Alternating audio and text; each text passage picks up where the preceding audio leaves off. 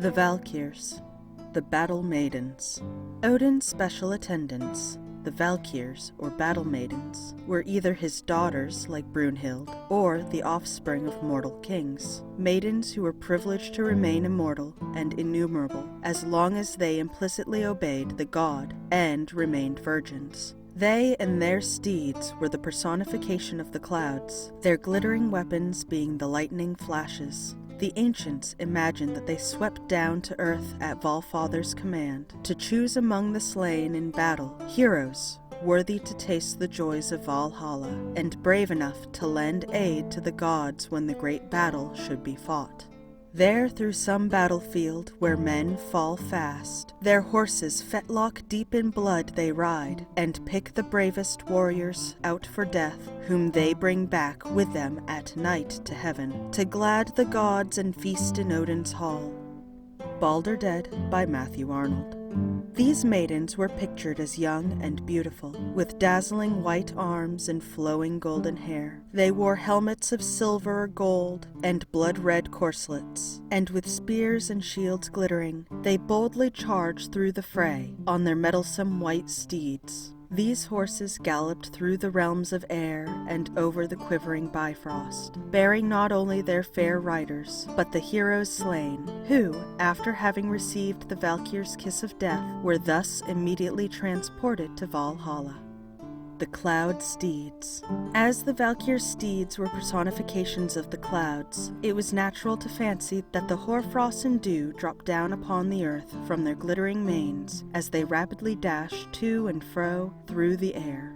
They were therefore held in high honor and regard, for the people ascribed to their beneficent influence much of the fruitfulness of the earth, the sweetness of dale and mountain slope, the glory of the pines, and the nourishment of the meadowland. Choosers of the slain.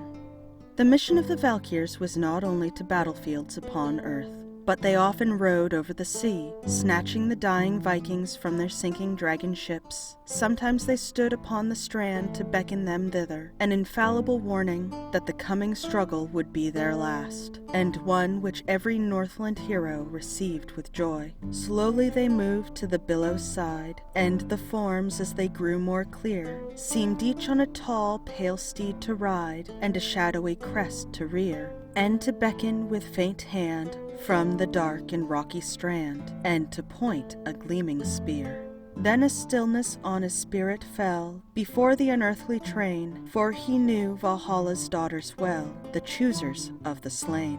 Valkyrier Song by Mrs. Hemans. Their numbers and duties. The numbers of the Valkyrs differ greatly according to various mythologists, ranging from 3 to 16.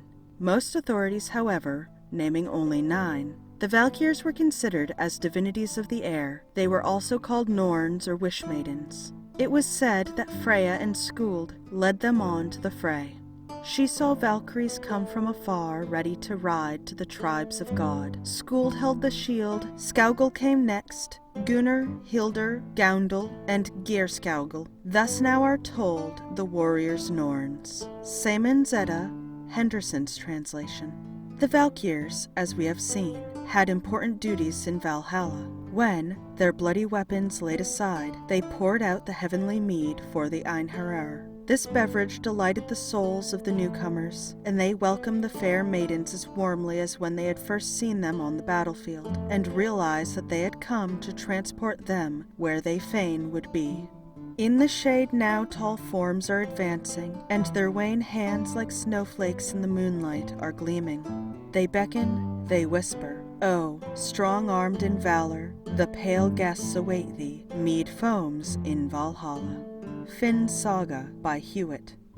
So those were the Battle Maidens, the Cloud Steeds, choosers of the slain, and their numbers and duties. The first sections of Chapter 18 of Myths of the Norsemen by Helene A Guerber, The Valkyrs.